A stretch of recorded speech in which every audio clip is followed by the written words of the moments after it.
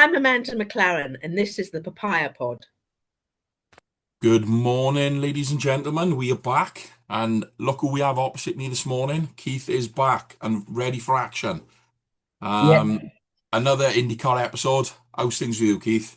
yeah. Thanks for having me back on. Yeah, things have been a little bit busy at home. Unfortunately, some quite dynamic things going on at home. But I'm here. I'm sweating. I'm in the southeast, guys. We're in a red warning, but you know what? It's not going to stop James and I talking racing because they have put. James, think about the guys that are racing this weekend in Austria with this extreme weather. We know. 100%. I know we're diversifying. We've gone Formula One for 2 seconds, but if they're not wearing a cool down suit, they've got to put an extra 5K in the car because of the obviously. So I feel for them. They're going to be hot, they're going to be wet, and they're going to be bloody hot I and wet. totally agree. And it's, a special shout out to those guys in the GT racing as well. In Yeah, Spa this weekend. we've got Zach racing, of course. Our very own Zach, Zach is out there, isn't yeah, he? Zach, Tom Fleming. Oh, Had a great catch up with Zach, so though. many. Yeah, Zach's been posting as he normally does, bless his heart. They've been able to put in some cracking laps and some cracking times Yeah. in the warm up. So I am very much looking forward to seeing what our Zach and his team can do in the Greystone car. So Indeed, very exciting weekend coming up. But we're here for one thing, Keith. we are. Last weekend we had Road America in the IndyCar. Um, Absolutely. we're not going to give the spoilers too early if the background doesn't give me away already. But what a race, Keith.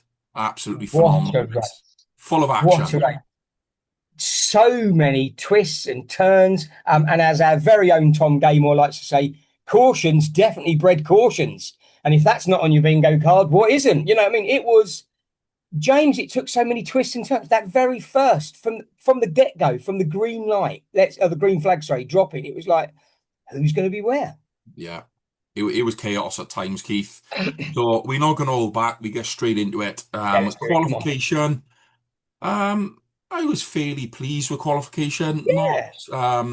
not buzzing by it. We've We, definitely uh, done better in the past in qualifying at Road America, but yeah, it wasn't, as it goes, ballpark figure, it wasn't bad. It was there or thereabouts, I think. exactly, exactly. But what I was happy about with for the guy was Nolan Segal was our highest qualified driver with a Yeah, and career best performance in eighth. yeah, and he was putting in some blistering times as well, bless him. He had He his head was. down, he was in that mode. He was definitely feeling the love of that car, especially when we know that Pato and you know, even our very own Lundgaard said a few comments about, this car was they setting it up doing this. So yeah, good on him.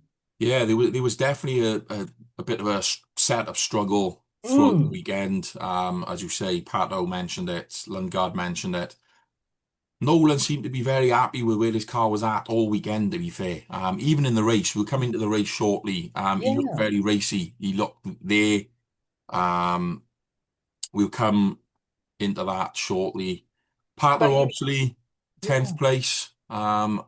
Again, he looked like he was going to be competitive at one point, and then he just sort of fell off. It Well, just wasn't there. yeah, there was that bad call into the pits, which obviously moved him right the way back again, but we'll come into that more. But James, one of the things I want to pick up with that none of the Chevys were running well, were they? And we do know that Chevy themselves are looking at that, thinking, Yeah. right, what has gone wrong? Why have Honda made these bounds on? So I know that the Chevy team are looking at their engines so that all the teams that had got those Chevy engines in those cars will see some more performance, hopefully by next weekend. Yeah, it was definitely a struggle at times. Yeah. Ironically, though, we'll come on to Honda a little bit later, as it was Honda that the race kind of went up in smoke a little bit, but we'll Just a come to that a bit later. tad. And obviously, to finish off, Christian Lundgaard qualified in 13th, was promoted to 12th. I forget Yeah, who it was now. Someone received a post-race penalty, yeah. post-qualifying penalty. So he started in 12th. And what we would go on to see from you, Keith, is what we've mentioned throughout the IndyCar episodes this season, usually Mm. referring to Nolan. If you're in that middle of the group, it's a difficult place to be. You've got people trying things that maybe they shouldn't try. You're very compact. And that was what we saw, Keith. A first lap, well, first corner, first First straight corner. incident involving our very own Christian Lundgaard. He seemed to have a very good start. He shot off the line, so to speak, and he was right up the rear end of Scott Dixon. Yeah. Who, for me, I've looked at it a couple of times since. I still believe he moved under braking. It wasn't a crazy overreaction of a move, but to me, he certainly changed direction during braking. Um, Christian had nowhere to go, straight into the back end of him, damaged front wing. And he limped around the track for the remainder of the lap. Um, Ending lap one, beginning lap two, already a lap down on the leader, 100 seconds behind the leader. And it was all but race over for Lundgaard at that point. I've got to be honest, James, I'm not going to lie. I absolutely one point thought, will they retire the car because of Yeah, what's happened in the first corner? But to see the team come straight out, see them being ready for him, and let's be honest, we know a nose cone in IndyCar is not as straightforward as it is on an F1 car. It takes a little bit longer with the strategies, blah, blah, blah. yeah. But do you know what, James? They jumped in, didn't they? They got in. They They did topped him indeed. up. They got him sorted. They put a couple of turns on the wing and out he went. They did indeed. And well, it was like there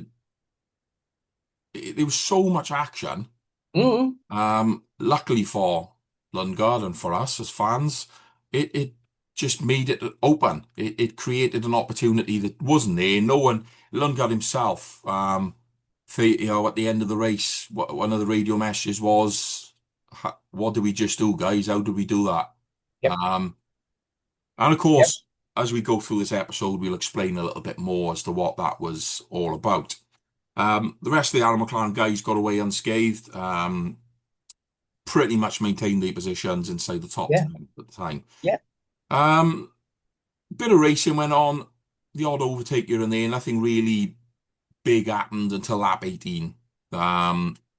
First set of sort of pits started happening. Mr. Grosjean goes in, came out. There was obviously a bit of a kerfuffle as he came out the pits. They didn't really know why he was coming out so slow. His own teammate, if I remember right, Tauga, almost collected him at swerve into Scott Yeah. Dixon, I believe it was. Yeah. He almost collected him. Yeah. Yeah, he almost collected him. And of course, his front left decided to go in a different direction to the rest of the car, and he went for a little trip. Brought out a full course yellow, Yep. and that was step one of Christian Lundgaard's recovery, Keith. It gave him an opportunity. And I think what I love about Christian is he didn't then try and drive with the red mist, because a lot of us, let's be honest, James, that was you and I on that first lap, new nose cone right at the back. I would have had red mist. I would have been sweating, swearing, and the whole team would have been putting the bleep machine on because I would not have been quiet. But he didn't, did he? He got down to business. He did it. And then, as you say, that the wheel going one way and the car going the other was an opportunity. And that's where that mindset of the race, that racecraft comes in because he saw that as a solution, not a problem. Right, what can I do for this? How can this benefit our race? So yeah, I'm not gonna lie, Keith, I was sweating and swearing, and I wasn't in the car. I was So sweating and swearing, and I was yeah, in Um, so yeah, that brought him right back into it. Following this, it improved Christian's position up to 18th. Yep. Brought him back on the same lap, and he Yep. was back in the running. Yep. At that time, Pato was fifth, Nolan was sixth. Mhm. So, it was looking hopeful for some good points on the day. Two Yeah. completely in the points, and Christian had a bit of an opportunity. Yeah. Lap 29 was the next sort of noticeable moment. Alex Yeah. Palou had a penalty given to him for a very rare mistake, to be fair. It was pit lane violation. I believe he was Yeah. Yeah. speeding. Speeding. Yeah. Speeding. So of course he was given the penalty for that, which nobody really benefited from greatly due to lap 30. There was another full course yellow. Yeah. Straight Um, away. yeah, that was Rasmussen, basically copying what his teammate Rossi did in Sonzio. Another race, ironically, where an Ed Carpenter racing car breaks down on the start-finish line, and then Christian goes on to win. Yeah. A little bit of something going on there, I think. Yeah. Yeah.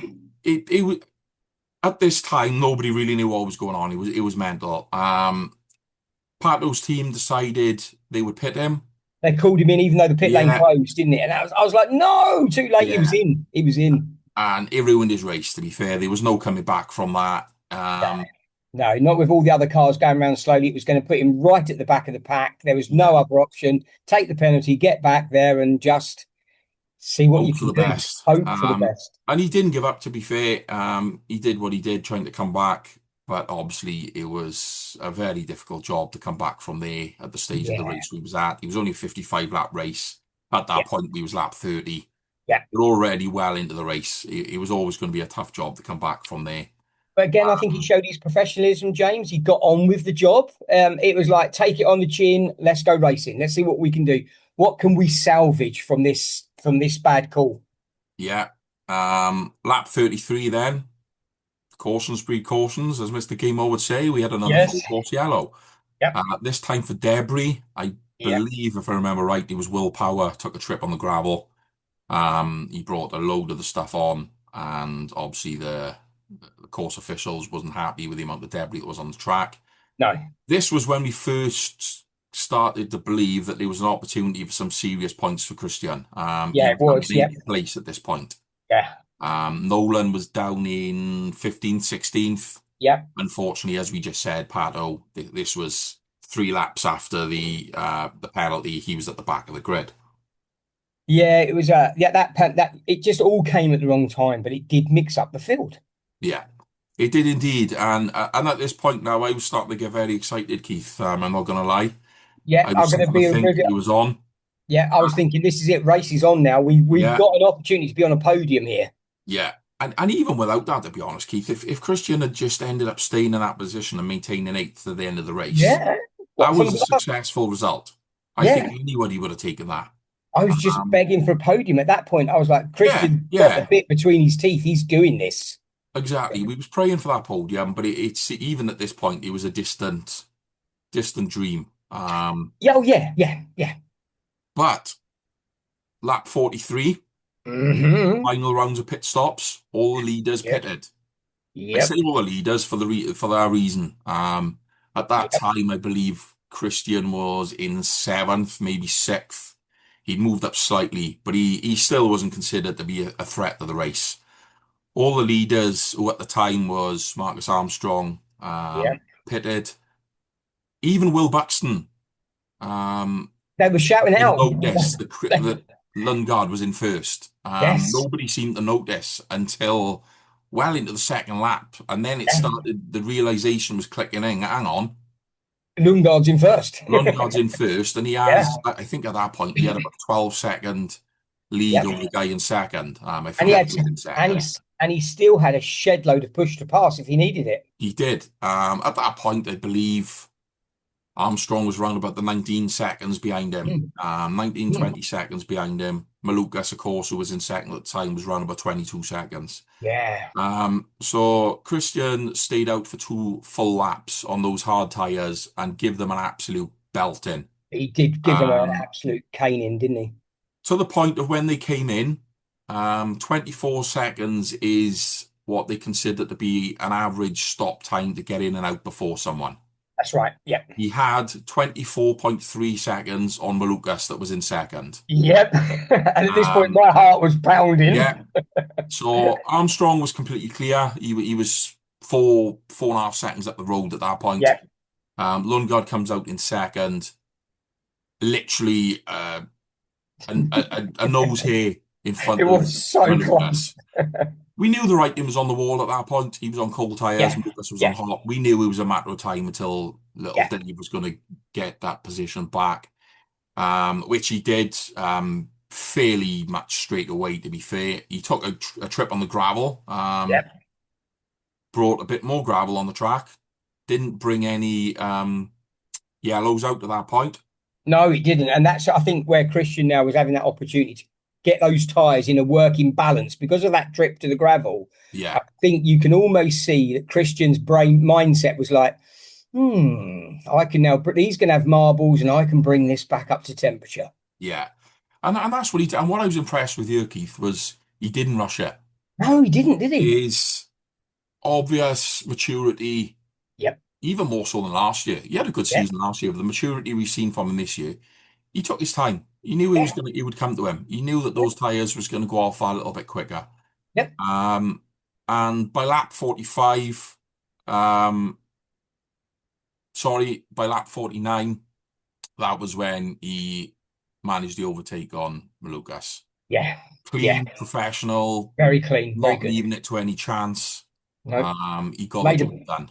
made a big statement when he did that He overtake. did. Then we was thinking, he can't, can he? He can't. Can he He make it can't. up? Can he do it? Can he Um, catch him? this was lap 49 of a 55 lap race. Yep. So we had 6 laps left. He was 4.7 seconds, I believe, behind Armstrong at the time. And pushing. He was, and he, Christian clearly thought, you know what? Let's do it. Let's He put just the do it. foot down, and he I've got was the tyres. I've got the bringing, juice. Let's ruin it. Let's do this. yeah, he was bringing about between 0.7 and a second a lap out of the time Was limit. a really good catch-up session. It was, and in his own merit, he was catching Armstrong. Hmm. Um, Definitely. and then on lap 52, what we touched upon earlier on, the Honda engine decided to say, "Sorry, Marcus, you've had a great race, but I'm not playing today, anymore. son." Mm. And his engine went. Yeah. We didn't really know what was happening at the time. We saw Christian was doing a good job in catching, and then suddenly he was on him, and we were like, "Oh, what happened there?" We What's thought there going might have on? been a I thought he mistake. missed. I thought he missed a gear or something silly Yeah, like that. yeah, You know? we thought it might have been a bit of a mistake, but no, unfortunately for Marcus, who it was unfortunate for him. He drove a fantastic race, a fantastic weekend, not just a race. Credit where credit's due. He Um, was racing well. I did feel for the guy. I did Yeah. very briefly until I realised that Christian took the lead of the race. Um, and we thought, my God, he's done it. He's going to go on and win this race. Yep. But of course, things are not that easy in IndyCar, Keith. They are never as cut and dried as we're racist to the end. They're Is it? not. Let's be honest. Will Power and Mr. Rahal tangled a little bit. Caused Graham to lose out on another podium. Took Yep. a trip into the wall. Yep. And he brought out the full course yellow. Again. Another Again. We might have mentioned that already in this episode. one. It was another one. And for a bit, I thought, they ain't going to get that clear in time. This is Nah. going to finish behind the full course. But I thought that as well. I thought they're Yeah. going to finish this behind the forecourse. Yeah. Yeah, I thought they're going to finish it. Christian's won this race. I got to be honest, there was part of me that was really thinking that we were doing this. This is it. We're going to race Yeah. we're not even going to race to the flag. We're going to go round behind the safety car. Yeah. But then the IndyCar gods decided that no, James, you're not having an easy finish to this race. We're going to have a one lap dash. We're going to do this. We're going to see what your heart can take. He Yeah. decided to restart the race. Yeah. But hats off to him. Again, maintaining the professionalism we've seen all race. Christian got not a brilliant restart, but a good enough restart that got him about half a car length on Malukas. And from there, he just pulled away. I was wondering when he was going to pull the plug. There was part of me thinking, when's Christian going to pull the plug? When is he going to go? But Yeah. as you're right, it wasn't the best one, but it was quite calculated because he knew that he was going to keep half a car to a car length distance. Yeah. And you could almost see him put his head down and go, right, this is it. This is the job today. This is my job now to bring this home. Yeah. And he maintained that. And he did it. He did. He kept it there. So Mr. Road Course, that I now call him, he is now going to be referred to in this household as Mr. Road Course. What a ride. He has 2 first and a second at road courses this year. Yep. Far above anyone else. Again, yep. Mr. Will Buxton, as himself said that in his opinion, nobody on the IndyCar grid, even Alex Palou, is in the same league as Christian on a road course. He definitely did. It was loud and clear for everyone. And I think Tom also picked up on that from the British side of our commentary as well. He is a road course lad. He loves a road course. And he brings that car to life. And he doesn't mind lighting it up a bit, does he? Yeah, he doesn't indeed. That's where he's comfortable. He knows what's expected of him. He knows what he needs to do. He knows how to get out the car. And he is thriving in that environment. And I think this is the beauty of IndyCar, James, because we get road circuits, we get ovals, etc., etc. You know, some drivers are really matched to the ovals. They love an oval. They can plant that foot, and they've got, well, they're gladiators. Let's be honest, because I wouldn't be able to do that. Just pulling on the left and keep going around. Others come to life on the race circuits. Others come to life on the road circuits. You know, the street circuits as well. Yeah, but he's proven a point, isn't he? That I'm here. I'm He here, is indeed. and I was a good purchase by McLaren. Yeah, and he's thrown himself into contention for the championship. Yes. Before we move on to the next bit, though, Yeah. I'd like to bring to everyone's attention Nolan on that Yeah. final restart. Yeah. That wasn't I fair. didn't even realize what had happened until about 2 days later. That's all we seen on the footage was that he spun. Yeah, but he We didn't didn't know just spin, how, bless him we didn't out. know what happened. No. But he was rear-ended by Joseph Newgarden. That And is he what was actually happened, gutted. people. He was gutted. Absolutely gutted to He being was. spun round. At the time, he was racing in ninth, I believe he was. And we've been asking all year for a top 10, James. It's Yeah, all we've been asking for. Can we get him in the top 10? we have, and he was there. And I still haven't seen what actually happened. I've only read up on it, and it was substantial enough that he was late. That Newgarden was late to give him the 13 place penalty. Yep. Newgarden was demoted from ninth down to 21st. Yep. So clearly, it was substantial enough that Yeah. Yeah. he required that Yeah, penalty. the stewards felt that it was, and again, what I like about the IndyCar, James, sorry, I cut you off a bit there. What I love about the IndyCar is that as the stewards there, the race directors, those penalties are there and then, like Yeah, Pato, right? And also, with Plo, you got to drive through. It's not we're going to it's wait and see. instant. It's like you're doing this, you're doing that, and you will go there. They can talk to him and say, right, move yourself to the back of the pack. Yeah. Right or wrong, I think it's fantastic that they have to serve them in real time. Yeah, it is because it makes the punishment for their action more, they feel it more. Yeah, it's proper consequences for their action. Yeah, it If you is. take a risk, you're going to get that, and that's going to happen to you.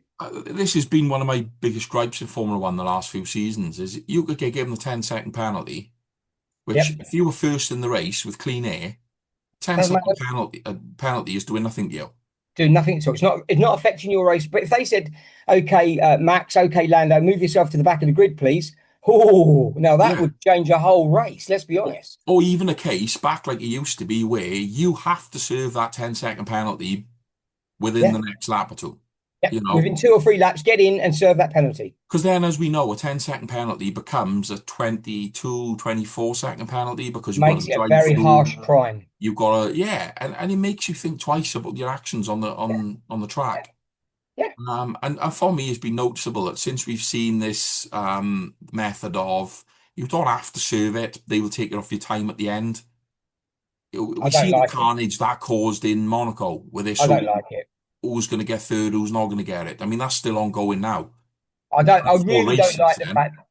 I really don't like the fact that I'll just serve it on my end time because, as you said, if we get free air, it's not making any difference. No, this is The it. old-fashioned drive-through in Formula One, the old-fashioned drive-through penalties used to really, really mix the field up. They didn't Yeah. like it. They did No, not like a drive-through. they didn't. And what you're going to see there is you're going to get more thought in taking those gutsy maneuvers. And I'm not saying don't make a gutsy move, but you're going to think a little bit more about, do I really need to do it this corner?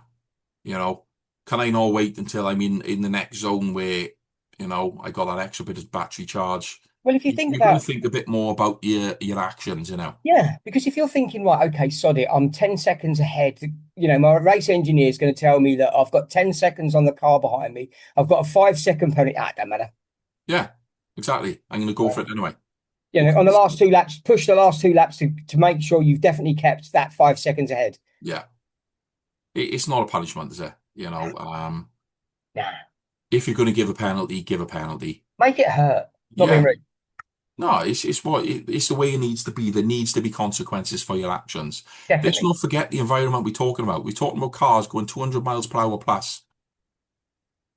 And a small miscalculation causes death. Yeah. Let's not beat around the bush with that. So You and I have said for a long time, James, these are not drivers; they're almost pilots. yeah, Because that thing has got more ground force and speed, than we can imagine. You imagine that when they hit the wall and there's 40 G's hitting the wall. I mean, That's just not, you can't even imagine what that feels like. No, you can't. Exactly that. Anyway, back to IndyCar. Yeah, let's do it. Come on, because we've diversified. We mustn't do We this. have gone on to Formula One a little bit, but Well, we're talking anyway. cars. We're talking racing. So the championship as it currently stands, Yeah. Nolan is in 21st with 125 points. Yep. 21st, let's not forget as well that will include the Indy 500 races as well. So you've got a couple of races, the Connor Daly there that had a good one-off race, isn't going to race the rest of this year.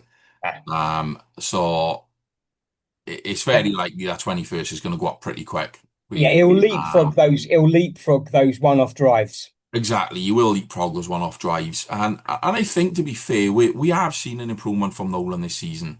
Bless his heart, we have. Definite improvement on last year. Probably, unfortunately for him, it's not going to be enough to keep him in the seat. I don't think so. I would be very surprised, especially with a couple of the names that's rumored that we'll go on to a little bit later on. Oh, I yeah. would be very surprised. Pato is currently in fifth on 257 points. Not the greatest last couple of races for Pato. No, not good at The all. last race where he was really in contention, I feel, was the Indy 500. Since then, I'm not saying him personally has fell off, but something within that number five has definitely, the foot has definitely come off the accelerator. It does definitely feels that way, doesn't it? Let's be Yeah. honest. We're not used to seeing Pato so far back. No. We're very much used to seeing Pato there or thereabouts, and definitely within the top sort of 10, if not the top 5, Yeah, and pushing very much hard. so. So this is And a bit of that's, a, you know. yeah, that's not me saying the Pato's at fault. Oh, no. I'm not saying that for 1 second. I don't think any of these things have been coming from driver errors. Not that I can recall off the top of my head anyway. Obviously the unfortunate penalty in Road America, that was out of his hands really. Yeah, he struggled with his car a little bit as well. He openly said that it's not really He's not feeling the love. no, he's not. And that's been a reoccurring theme this season. Yeah. For all the Arrow McLaren cars really. They've all sort of struggled at chunks of the season. Yeah, and it's very unusual because we were one of the factory teams that people were really talking about how we've evolved and advanced. And now it seems like we've been treading water for a little while. There's something not quite connecting. It could be the Chevy thing. It could be the electronics. Could be a culmination of things. Perhaps with the upgrade, our car that is there or thereabouts, perhaps the little upgrade from Chevy will be all it needs to see it come bounding back because everything will be talking to each other properly and they'll be ready for that power unit delivery. Yeah.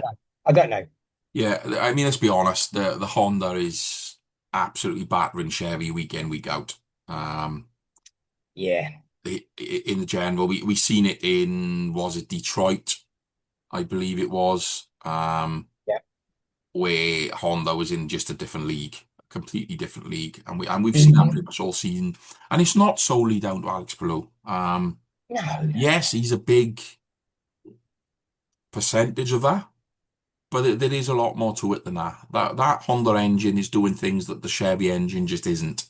Yeah, and that's why I was really pleased when we heard that Chevy had recognised that problem, and they were taking it on the chin. It was in the talk before the race started. There was quite a lot of debate about what Chevy wanted to do and things like that. So at least they're looking. At least they're thinking, right, what have we got to do? Yeah, they've identified the issue, and the issue was them, and they're very open to doing something about that. So then we're going to move on to our current highest placed driver. Christian Lundgaard is in fourth with 297 points. So he has a 40-point lead over his teammate. 77 points off the current leader, Alex Palou. So wouldn't take long. I'm going to ask the question, can he do it? Technically, mathematically, absolutely not a problem with the amount of races we've got left and where they are. I certainly wouldn't be writing him off personally. He's on a high at the moment. He's feeling it in the car, and will the King of Ice break? Will he make a few more mistakes, etc.? Who knows? I mean, with IndyCar, it takes one penalty to go to the back of the grid, as we've just been talking about. that could Exactly. change the whole future of the championship. So yes, I'm going to say James. Yes, I do think that he and the number 5 car. I think the 7 and the 5 are still very much there or thereabouts to be in the top 5 championship, if not the top 3. Yeah, 100%. In the episode we done earlier this week with myself and Jimmy, I gave my prediction there. I'm still fully biased here, Keith. I'm still calling for a Lundgaard championship win. It's on. I It's think it's there. It's it's there or two thereabouts. it's 2 races. It's not even a full 2 races, really. 77 points, I said. We get a win for 51. That moves up to 53 if you've got the fastest lap and you've had a P1. You know, before you know it, you're there. And then the You're there. pressure's and we're going to see something we haven't really seen, certainly in the last 3 years, where Palou actually has someone that is week Pushing in, him. week out, pushing him. Yeah, Can definitely. can those mistakes get pushed out of him? Yeah. Um, We've got circuits coming up that could certainly bring that alive. yeah, 100%. I mean, we know as soon as we hit an oval, Joseph Newgarden is back in the mix. Oh, You know, and some. Kirkwood's in the mix. You're going to get Rosenquist, Rosenquist, Felix is there. Rasmussen's back in the mix. Yeah. As soon as an oval comes around, that's when it becomes a little bit more unpredictable to predict. Yeah. That's when you no longer immediately think that, oh, Alex is going to win this. Because that's how it was for pretty It much was, every yeah. race that wasn't an oval. And I think we're already gearing ourselves up. The last couple of years, he's run away with it. Let's be totally honest. It was gone. But this season feels different. This Yeah, season feels like they're saying, okay, we're taking it to you, Alex. We're going to bring it right to your doorstep. yeah, And if Chevy, let's be honest, Chevy don't want Honda to take it. no, Chevy want to be the top manufacturer on the top step. They of course they want do. this. And they're going to chuck the tools at it. Let's be honest. If they see a crack coming, they're going to chuck the tools at it.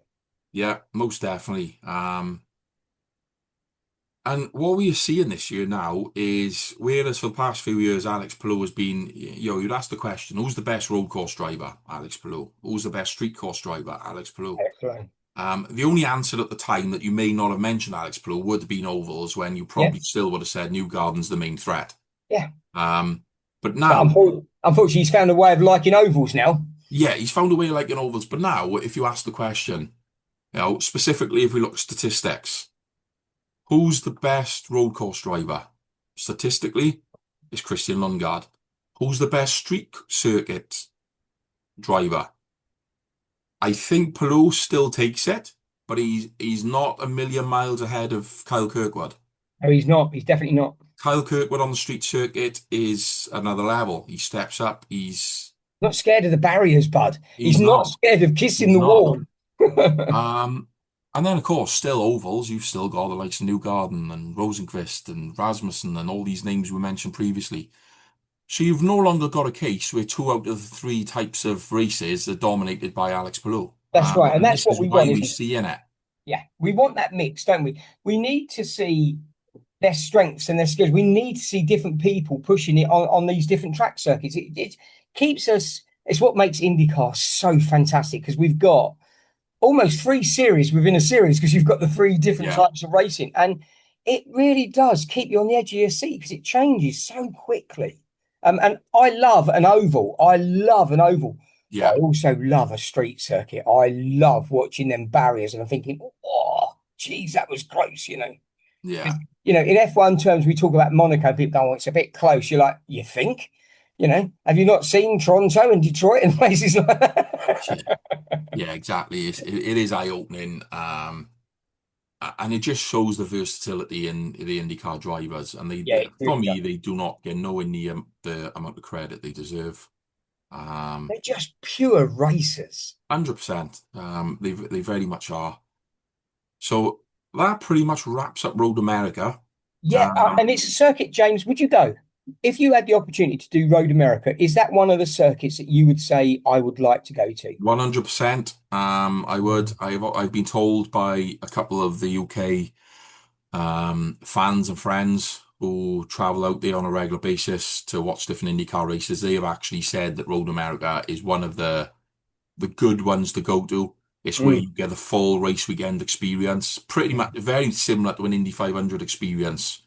There's a lot of interaction and engagement with the drivers. It's very open, it's very easy to navigate. I have been told Road America is one of the ones that if for a first timer, which I would be, I have been heavily recommended the Road America Yeah, trip. it's definitely on my wish list. I've been making a lot of inquiries about Road America, and found out that it's wheelchair friendly. So that's a big tick in the box for me, obviously, Yeah, to be able to be able to navigate the circuit. But like you said, James, a lot of people said to me, Keith, if you want to get close to the drivers, close to the racing, close to the teams, Road America really brings that experience home. So yeah, I've got to say it's on my watch list in the coming years, and I really hope that one day I'll be able to do a live Papaya Pod broadcast saying to you, Jimmy and James, we are live from Road yeah, America. We are here. You know, yeah. what an amazing or a whole road trip, all of us going. You know, it'd be fantastic, wouldn't it? Yeah, we are planning a few of them as it is We are this indeed. season. Again, we covered it in the last episode where we were speaking about the Endurance Championship next year and the Oh, very strong possibility in attending Le Mans and Silverstone. yeah, Definitely on the bingo ticket this say. definitely on the bingo card. It's going to happen. So next up, Keith, we have the Honda Indy 200, Mm, the weekend of the 5th of July. mm. Um, First of all, Keith, what's your thoughts on this race? I love it. It's another one of the What are you circuits. looking for? It's another one of those that I really do enjoy watching. I don't know what it is about it, but I do really enjoy it. I think it's a fantastic opportunity. What I really want to see is I want to see three papaya cars, right? What this is that Chevy do their job, and I would love to see our guys really shining. And yes, I want to see a podium. I definitely think we've got the opportunity for another podium. Top step would be fantastic. I think Christian will drive it well, and I think that well. My praying is that Pato will come back to life, and we'll see the two of them, spearheading it and taking it to the others. That's what I would like to think we're going to see. What about Yeah, yourself? yeah, same as me again. I pretty much hold the same sort of view going into each race now, Keith, to be honest. Yeah, Three papayas in the top 10 yeah. is my hope. That's my wish. Obviously, that's my Yeah, wish. exactly. The only one that kind of changes a little bit is when we come to the ovals because of the unpredictability and Yeah. Well, we know that. historically the oval isn't really Christian's race. No, and we Um, also know. Let's be honest. With the 200, it is a dash to the finish, yeah, and it only takes one spin, and we can lose half the pack. We can go. We yeah. can wipe them out. They're gone. But I've got to be honest. From a viewer's Mm. point of view, I do like it. I can't Oh help yeah, it's such an exciting race. it. It is an exciting race. We do take it because it's so fast. Let's do it, and they've got to do it fast, haven't they? So Yeah. And again, it brings that level of unpredictability, doesn't it? yeah, definitely. You can be Yeah, the definitely. favorite going into the race and boom, Be anywhere. you're in a wall, you're caught up in traffic, you're on the ground, whatever, however it looks, it's over before you know it.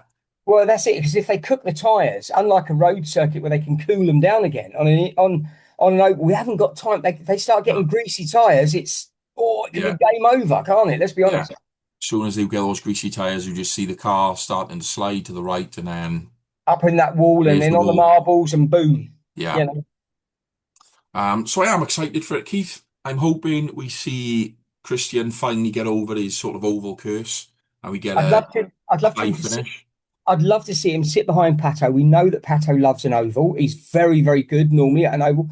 But do you know what? Wouldn't it be nice to see Christian learning from that, sitting right behind him and taking it Yeah. lap for lap for lap for lap and thinking, right, let's do this, guys. Let's shut out the rest of the field. Let's do a 1-2 on this. So I've heard bits and bobs over the last week or so, Keith. I don't know if you've heard them yourself. There's been a bit of rumour control going around. Yeah. So Ryan Hunter-Reay have obviously Yeah. kept the role at McLaren since his Indy 500 drive. Yep. Now I've been hearing rumours, and I don't know the accuracy of it. It's just a couple of sources that sometimes they're right, sometimes they're not. So I genuinely don't know how accurate this is, but I have been told and I have seen that Hunter-Reay is spending a lot of time with Christian. Um, I'm wondering if there's a bit of coaching, a little bit of driver Yeah, coaching, mentoring definitely happening. this is it. And it's no surprise to me. And again, this is all just a hunch. This is off the, this is just my opinion. The last couple of races, certainly since the Indy 500, including the Indy 500, I suppose, we've seen a drastic improvement in Nolan Segal. Hmm. Big Um, time.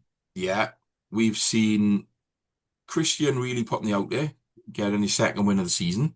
Yeah.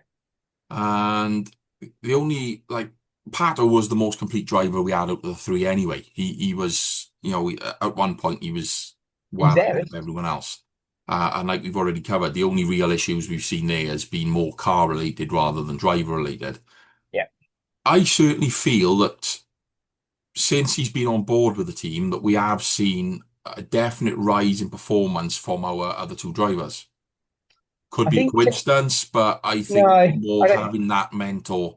I don't think it's a coincidence. I really don't. I'm not sure that TK and Zach would have done it on a just in case. They're very, very clever boys.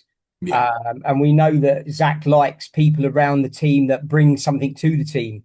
And TK really wants the team to do the best they can do. So bringing him in, bringing Mr. Ray in, you know what I mean? It was an opportunity that is paying dividend. I think it was worth that seat, that fourth seat, and now bringing him into the team, bringing him into the hub, using all those experiences and that maturity that he brings with it. That way of bringing that mind coach into life for the other guys. yeah, definitely. And so there's so much experience to pass on there. Yeah, and a bloody good drives. He had some cracking drives, didn't he? Yeah, very much so. And I generally do feel that we are seeing that. Um, Mm. as I say, it could be a coincidence, but I'm not a big believer in coincidences. I think there's an element of work got to go into that. I think you have to work hard for things, and I think they've boxed clever here, and they've used some skills by putting a team together that can really support and put their arms around their drivers and make the most of what they've got. They have indeed. So talking of rumours, Keith, two fairly substantial rumours I heard floating around yesterday Two regarding biggies. the driver market. It's gone. One of Silly season is which, open. yeah, one of which I'm quite excited about. One of which I'm very not excited about and don't believe for a 1 minute that it will come into fruition. So we'll start off with the one that I'm most Mm. set on, that I feel is a very I think I know where you're possible going with outcome. this. So it was confirmed, I believe it was the day before yesterday, by Meyer Shank Racing, that Felix Rosenvisk, of course, this season's Indy 500 winner, would not be returning for 2027. Now, there's only two teams that I've seen him linked with on a regular basis, Andretti Global being one. If you look at what they got going on there with Dennis Hauger, being a Dale Coyne, he's obviously an Andretti driver. Marcus Ericsson hasn't been racing bad. Realistically, is Felix likely to go to Andretti? He could do, but it doesn't make as much sense. To me, it doesn't make sense. He never left McLaren under a storm. There was never any bad feeling. He's great friends with Pato and the other guys in the team. Would he be another great driver to bring back? Oh, hell yeah. Never say never is what I say on that one. Would I like to see him back in Papaya? Yeah, very much. I like Felix. I've always had a soft spot for Felix. When he left McLaren, it didn't mean I didn't want to support him and watch him, because I did. So for me, that would be brilliant. But others are going to argue with that. But I think that would be a good one. Yeah, I think what you get there is, and of course, McLaren is the second team that he's been mostly linked with. Mm, Um, he knows the setup. he does. He's on good terms with Zach Brown. There's been I some can only great changes. assume, yeah, I can only assume he's on good terms with with TK. Oh, Uh, absolutely. Yeah, yeah. I'm pretty sure everyone is. Mm. As you say, he's best of friends and best buddies with Pato.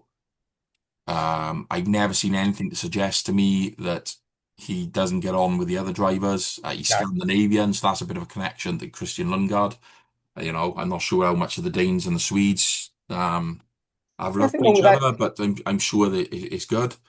We can have a Um, couple of Vikings. It works for us. We can yeah, put yeah, exactly. And the reason we're of course even talking about this is because At the end of this season, we have 2 free agent drivers.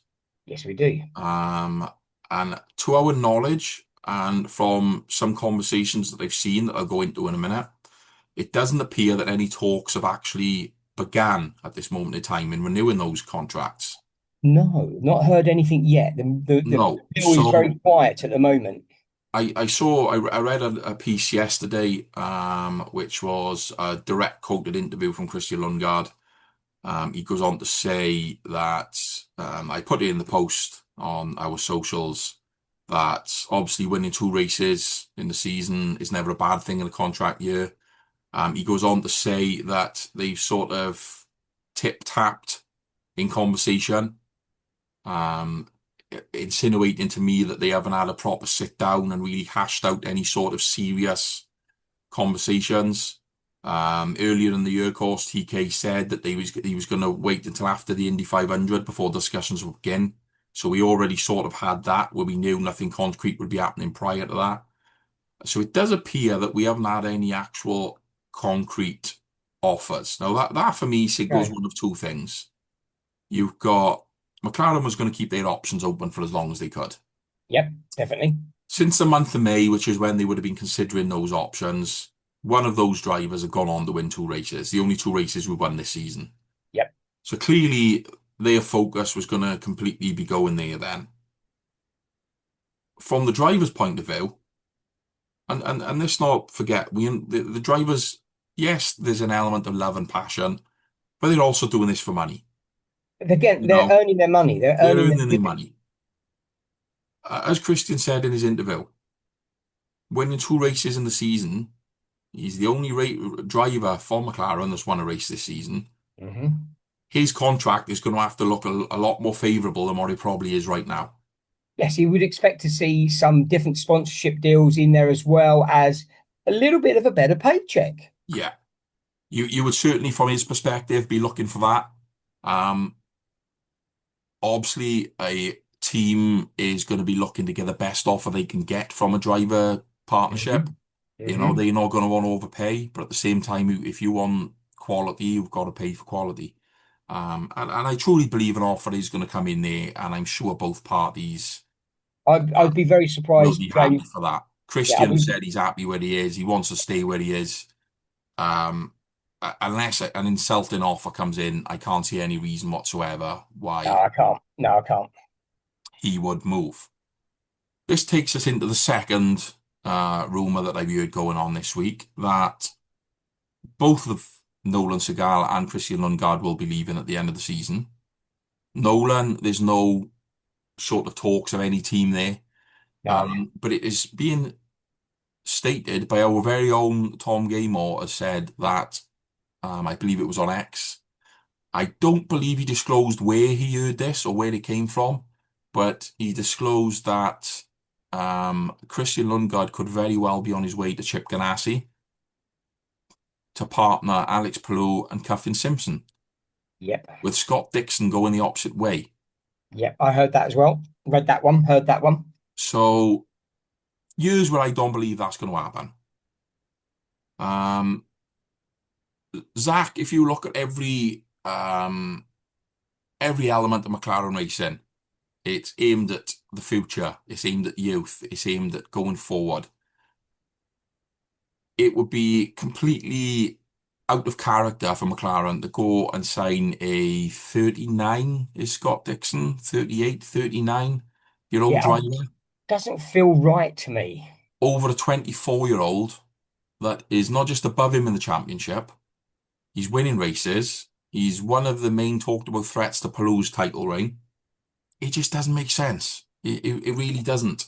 No, But what it's does make sense to me in that deal, which is a variation of this deal that I seen last night, where Scotty Dixon apparently wants to continue in Indy 500, but on a part-time basis, that's definitely what I heard. Yeah, and right? read. Which would make sense. He's getting, his best years, and this isn't to discredit him as a driver, but I think everyone would agree he's at the twilight of his career and his best years are behind him. That doesn't Absolutely. mean to say that he can't still win races. Not at Um, all. Not at all. but I read a report yesterday. Again, This could be from Bob in Birmingham. I don't know how accurate this is. I don't know exactly where this has come from. But the information stated was that it is believed that McLaren would be interested in offering Scott Dixon a seat for the Indy 500 with a full-time seat in their new hypercar World Endurance Racing team.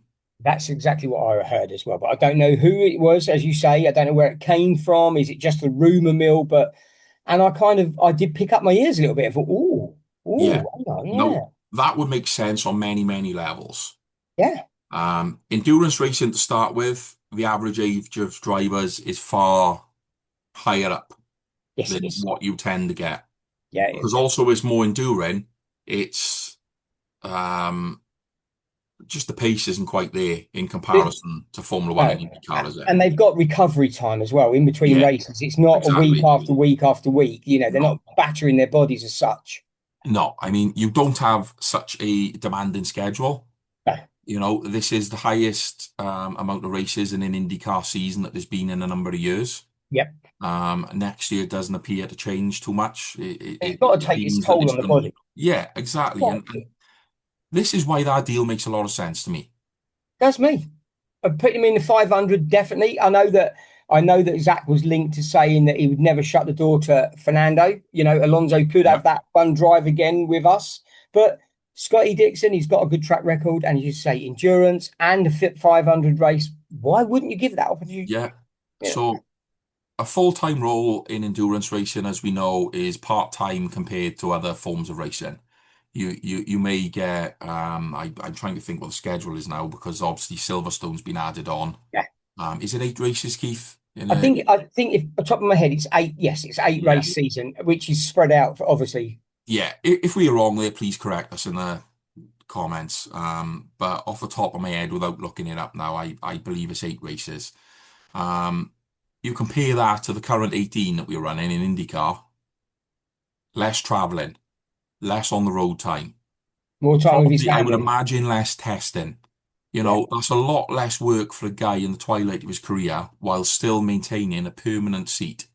And then let's be honest, these guys with the IndyCar, they live on the road. Let's be totally honest. Their Yeah, families are on the road with them. It's a carnival comes to town. Whereas yeah, with the endurance, they fly in, do have a couple of test sessions, beforehand, do the qualifying, then at the end of the race, knackered, fly home, have a couple of weeks recovery time with the family.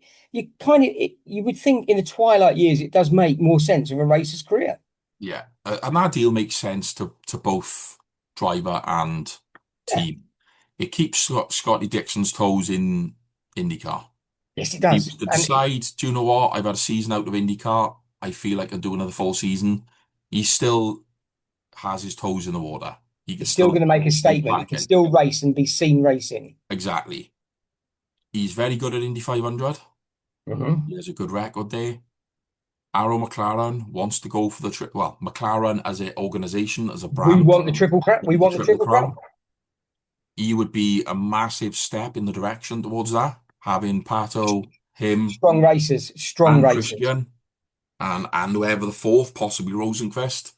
Um, that would be one hell of a combination going into the Indy 500. The only name that I haven't seen thrown in the mix this year, on the silly season, is Pato. No one's even thinking that Pato's going to move No, from Aaron. We know he's our reserve driver, but his name hasn't even been thrown out. As far as I'm aware, I've not no, read I haven't seen anything at all. anything that says that Pato is in the mix. And I know he had a long contract, and and he's got stability, and kind of he brings that maturity to the team as well, and he can help them develop and stuff like Yeah, that. So I think we're going to see him in Papaya, but as yeah, you said, it could be a big swap on the other side. We just don't yeah. know where it's going. The other reason why that deal makes sense is because, as we know, World Endurance Racing, World Endurance Championship, sorry, they are a three-driver team, Yeah, and and we currently have two exactly. confirmed seats. We've obviously got our test drivers and our, all that sort of thing. So it doesn't mean to say that one of them won't just be put into the third seat, but there's a vacancy. And let's be honest, McLaren would love to have it. I'm sure that McLaren would like a big name in a big car that's Yeah, going to make its debut. and an opening season that they want to really stamp their name on that first season. Let's be honest. We want to come out of that box racing. Most definitely. It would give us a massive boost. It would probably bring a whole new set of fans over as well. Oh, hell You yeah. know, from that perspective, from a branding point of view, it would be good. And as we've always said, we've said this no end of times. Zach Brown is a businessman. He's a very knowledgeable man, and he knows how to create success. And he loves to race. He does And love racing. So he loves racing. it's So his that passion. deal makes a lot of sense to me. So we'll quickly go through the three rumours with there, Keith, and we'll, out of five, the probability, we'll five being the highest, five papaya hearts, one being the lowest. Felix Rosenqvist taking the number 6 car. 4, Yeah, possibly 5. I'm right on the cusp of 5 there. yeah. I'm going with the 4.5 hearts on that one, Keith. I'm the same as you. I think that's a very likely situation. Yeah, me too. It's very probable. Yeah. That's probably the most probable out of all three of the rumours we're going to go through. Quite a safe one as well, isn't it? Yeah, exactly. So rumour 2, same rules. We got Christian and Nolan departing, Scotty Dixon and Felix coming in, taking over the 6 and 7 cars. I think Nolan's on his way out. I really do. I think Nolan's had a couple of seasons to improve. I can't see Zach keeping him, not because he's a nasty lad. He's a brilliant guy, lovely young man, but he's not bringing it to the. I think I'm going to go 3. I'm going to get right in the middle because I don't really want to see Christian going anywhere. So I'm going to stick with I'm going to be ridiculous, James, and sit on the fence and go 3 with this one. Yeah, I'm going right the opposite way, Keith. And this isn't even the bias in me wanting Christian to stay. This is just purely off the basis of I see no logic in the deal happening. So I'm going to give it a 1. I was going to give it a 0, but I'll give it a 1 purely off the basis of it's pretty guaranteed Nolan is going. So half of that deal is going to come through. Yeah, that's what I said. I'm sitting on the fence. I think he's going, but Christian, yeah, I'm hoping not. So then the final one we've got is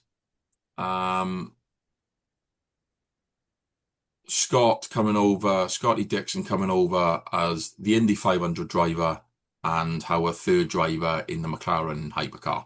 I'm going to give that 5 big hearts because that's what I'd love to see. Yeah. I'm with you on that one, Keith. I think it's very likely. It makes a lot of sense. It would be great to see. I'd love that to happen. I'm not going to lie. Yeah. I like Scotty Dixon. I'm one of those fans of IndyCar that likes Scotty Dixon. You know, he's a likable guy. Let's be honest. A lot of us do. I think a lot of us favour him and love watching him race. So would I like to see him in Papaya? Oh, hell yeah. Do I want to add another cap to my collection with his number on it? James, you know I do. Most definitely do. It's due time you have a new cap, Keith, probably as well. Yeah, I haven't had one for a few weeks. This week's is the Neon McLaren with Sam Bird and Taylor Barnard signatures on it. They were a great duo, and I loved watching them too. So I think I need a top up, James. You're right. Yeah, I think you need a top up. I've seen some rumored designs of a Silverstone hat. Can't say I'm a massive fan of the design personally. It's very black with minimal amount of colours on it. We do a lot of black, don't we? I mean, the number 1,000 cap was quite. Yeah, and this is why I'm sort of not. I'm a bit on the fence with this. The design that I've seen for Silverstone. It's very similar to the 1,000 cap. Yeah. And it's also very similar to, I don't know if you remember the cap from last year. I have it here somewhere, like the black camo cap that they got that one up there. Yeah. Yeah. Of course, I've got one up there. Yeah, well, yeah, it goes without saying. It's you were like the hacked version of Foot Locker. Yeah, I'm not a massive one on the designs I've seen for it. I haven't actually seen it on official stores yet. No, not yet. I've not seen anything official yet. So we'll keep open on that one. I liked our IndyCar caps. I liked Christian's and Pato's and Nolan's IndyCar. I thought the white with the hints of colour, which they I thought they were just crap. And I've got an old-fashioned red McLaren cap from the days of Monaco back as well. And that's one of my all-time classic ones. So come on, McLaren, let's move away from black. Let's have some colours. Yeah, sore subject now when Keith talking about the Christian Indy 500 Yeah, hat. we won't go there with that one. That, I better not bring that one up, had I? that is a bit of a sore subject, and we're gonna have to mention it now, otherwise people are going to be thinking that we are even more crazy than what we already are. I, on two occasions, attempted to purchase the Christian Lundgaard Indy 500 hat. He did. He did, Both unfortunately. times, after a lengthy process in trying to get refunds and returns sorted, I had to reorder as there was no way to just send out the version that I wanted. Because on both occasions, and this is no disrespect to the guy, but I was sent Nolan Seagal hats in Christian Lundgaard packaging. Again, no disrespect to Nolan, but it just wasn't what I ordered. It wasn't what I paid for. So I'm still left without the month of May 2026 Indy 500 Christian Lundgaard hat. And I have noticed since that they're no longer advertising it in the shop either. So it doesn't appear that you can get your hands on one. So if anyone is watching that has one, that would be willing to part with one and take some of my hard-earned money, please reach out. I'd be more than willing to buy one. As I'm still left, unfortunately, without this, Keith. So come on, ladies and gents, you heard it here first. This is a plea. Now, unfortunately, this is not one that Keith has got in his collection because like James, I couldn't get it. And they were saying it was they were showing a picture of Nolan Seagal, and they said it's the Christian Lundgaard cap on the website. So someone had got it wrong. So I didn't get one either. So, ladies and gents, if you know anybody, okay, in the Puma world that is doing these caps or anywhere else, let us know, because James wants one. He needs one. Do I need a cap? Another one? Would I like it? Yes. Do I need it? Probably not.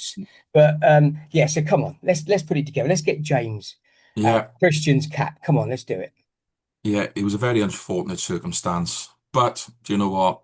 Life moves on, Keith. It does. And getting his second win since May, that was more than enough to keep me happy. But you never know. There might be a viewer out there somewhere that's got a signed version that they would love to donate. You just never know. Never Even say better. never. Even Never say better. never. I'm not sure how impressed the wife or the bank manager will be about that one, but we can always talk, can't we? I tend to tell my wife that it's not my fault. They go in the basket, and somehow that my credit card, I don't know what's happened. It seems to do it just automatically does the purchases. Yeah, it's I, just like I, some sort of strange so hack. I put it in there to look at it and think, oh, Yeah, I'll go back and have a look. And when I go back, it's magically it's on its way. it's gone through and it's on its Yeah, way. these things happen, Keith. These I've things even, happen. I'd like to be on, I'd like to say I've even contacted the bank about it, and they've gone, yeah, we noticed you've got some nice caps, Keith. Mm, yeah, indeed. And of course, each one of these hats are adding towards the competition that we still have running. Oh, and we're getting Um, there now. We've had some caps now already. yeah, we've had a good number of caps. I'm completely lost track. Good job I am participating in the competition.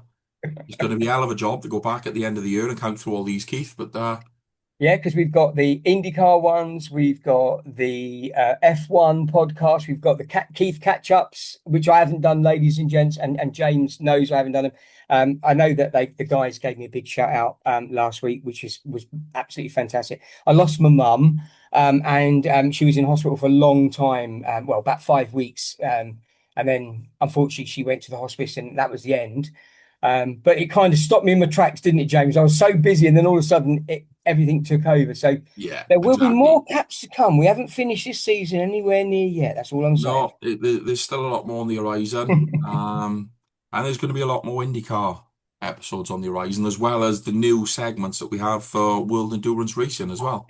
Wait. And the hypercar team, of course. So, yeah, plenty more coming from us, Keith.